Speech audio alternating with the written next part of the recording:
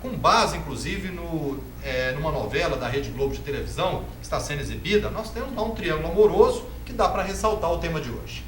Exatamente, Faria. O triângulo amoroso ele é caracterizado quando acontece, por exemplo, dois cônjuges com uma união matrimonial normal ou então com união estável. E um desses cônjuges, ele resolve ter uma vida paralela com uma outra pessoa, tá certo? Então, o triângulo amoroso ele pode ocorrer de uma forma que um dos cônjuges não saiba de nada ou quando é tudo em acordo, como acontece na novela Império, que tem lá o sujeito que tem uma esposa e essa esposa sabe da união que ele tem com a outra pessoa, no caso uma pessoa do mesmo sexo. No caso lá o protagonista da novela, ele é um bissexual, que é casado, e essa esposa, antes de casar, ela já sabia dessa tendência do marido e permitiu que ele tivesse essa vida, vamos dizer, entre aspas, paralela com o amante dele. Isso é interessante, Fernando, porque tem muitos casos que geralmente não se sabe do problema, né? A maioria. A maioria não se sabe do problema. Geralmente casa e descobre depois. Então tem essa diferença no caso dela, que já sabia e aceitou esse relacionamento extra. Então, no caso dela, por exemplo, ela é uma pessoa que tem um grau de maturidade que eu considero um alto grau de maturidade, tá? Porque isso não é fácil, tá? Um casal entrar num acordo, a pessoa tem uma vida paralela, tudo, e a esposa permitir, ou o marido permitir. Porque aqui nós não vamos falar que isso ocorre só em relação ao marido ter uma outra amante fora. Pode acontecer que a mulher tem um amante, o marido sabe e permite aquilo numa boa. Agora, o problema ocorre, viu, Faria, quando essa relação extraconjugal ela é escondida. E aquele cônjuge, que é o cônjuge oficial, ele descobre. Aí acontecem os dramas, né, que pode ocorrer até um problema de assassinato, crime passional. A dependência financeira, igual está sendo mostrado na novela, a dependência financeira, porque ela se relaciona com ele, é casada com ele, mas ele sabe ali realmente ele tem uma vida financeira tranquila, né? Nesse caso também acaba, de uma certa forma, influenciando? Influencia sim, viu, Faria? E geralmente o cônjuge que aceita esse tipo de relação é o que a gente fala, aquele cônjuge tem uma dependência emocional do outro cônjuge que faz que tem a vida dupla, tá? Então a dependência emocional é justamente caracterizada, Faria, por uma falta de autoestima, tá? Uma falta de autoconfiança que a pessoa tem, tá certo? É aquela pessoa que tem medo de desagradar as pessoas, tá? Aquela pessoa que sente a necessidade, uma necessidade até patológica, de ter alguém ao lado dela. A sociedade, no caso, mesmo sabendo, igual, por exemplo, a mulher aceita. Isso. Nesse caso, a sociedade repudia? Infelizmente, aqui no Brasil, a sociedade ela repudia. Por quê? Porque é uma sociedade hipócrita, tá certo? Então, onde tem uma sociedade que é hipócrita, acontece isso. As pessoas falam, não aceito isso, tal, e fica criticando, tá certo? Mas é o tal negócio, o que acontece entre quatro paredes, Faria, ninguém tem que meter a colher, tá? E o casal, por exemplo, que tem esse tipo de vida com triângulo amoroso e que tem uma vida legal, que aceita aquilo de uma forma tranquila, eles têm que mandar o resto pentear macaco. E às vezes vive melhor do que aquele casal que está fazendo figurinhas, né? Exatamente, porque quando existe a sinceridade, porque o que importa num casamento ou numa união estável é a sinceridade, é o amor. Se existe amor, sinceridade, confiança entre os cônjuges e eles resolvem ter um tipo de uma vida extraconjugal e aquilo ali é tudo acordado, não tem problema nenhum. Por exemplo, nos Estados Unidos, lá é proibido bigamia, igual no Brasil. Tá? O que é a bigamia? A bigamia caracteriza pelo seguinte, quando a pessoa ela tem uma união com uma pessoa, está documentada, e tem uma união com uma outra pessoa também documentada, não é isso, Faria? Configura a bigamia. Aí é bigamia, é crime. Mas nos Estados Unidos, principalmente no estado de Ohio, que fica ali no centro dos Estados Unidos, lá tem comunidade Mormons, que é uma religião, tá?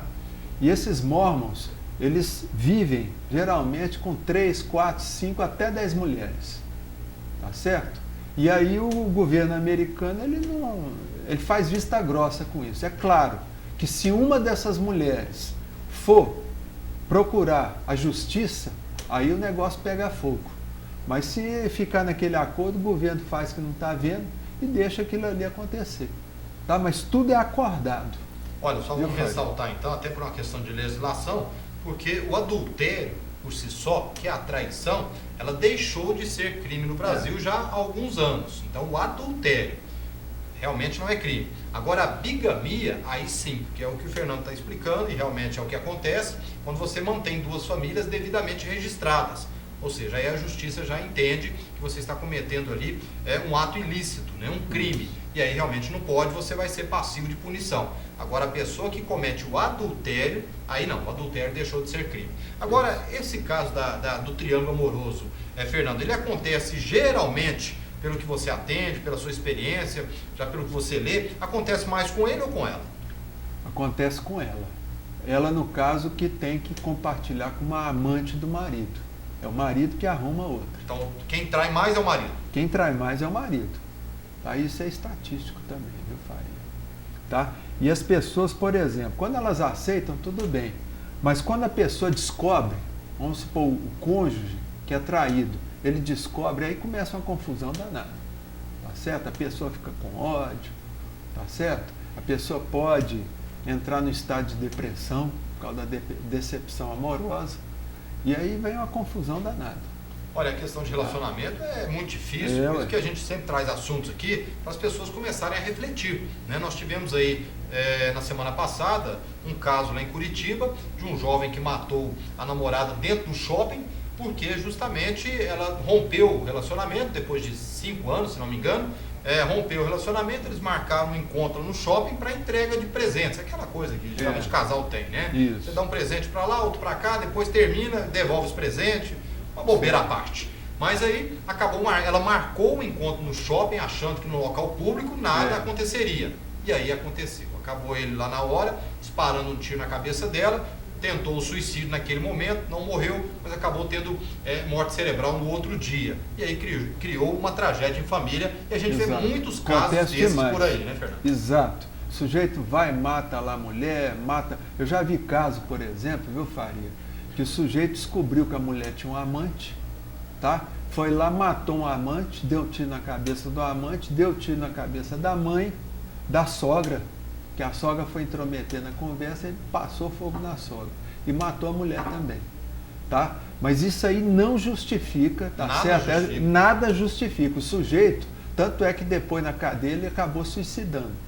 Por quê? Porque geralmente a pessoa que faz isso, Faria, nesse caso, por exemplo, que você falou que aconteceu em Curitiba, pelo que você falou, a mulher tinha rompido. Quer dizer, se rompeu o relacionamento, aquilo não é traição mais. Agora, o sujeito que é um doente mental, tá? Que não aceita, são pessoas que não aceitam escutar um não. São pessoas que têm um transtorno de personalidade, um distúrbio de comportamento muito sério. Tá? Então, essas pessoas, o que elas vão fazer? Elas vão partir para a ignorância e matam. Tira a vida e tira a vida de si próprio. Nós tivemos que carregar pro resto da vida, né, Fernando? Eu, por exemplo, já atendi um caso parecido com esse, lá em São Paulo, no presídio de São Paulo, que eu fui chamado para atender a pessoa que estava num grau de depressão muito alto. Aí eu fui conversar, inclusive esse caso está no meu livro, viu, Faria? Eu coloquei no meu livro. Mas eu vou contar aqui mais ou menos. Então essa história é o seguinte, o sujeito era um pedreiro e teve um certo dia que ele acabou o serviço dele mais cedo. Então ele voltou para casa umas 3 horas antes. E aí quando voltou para casa, o que acontece? A mulher saiu do quarto correndo, xingando ele. Mas como é que você volta nesse horário? Você quase me pegou aqui com outro homem. Olha só o que essa mulher foi falar. E essa conversa que os dois tiveram foi na cozinha. O sujeito viu um facão de legume em cima da mesa, pegou o facão de legume e deu 25 facadas na mulher, na hora, de supetão. Tá certo? E aí a mulher ficou ali numa poça de sangue, ele chamou o SAMU.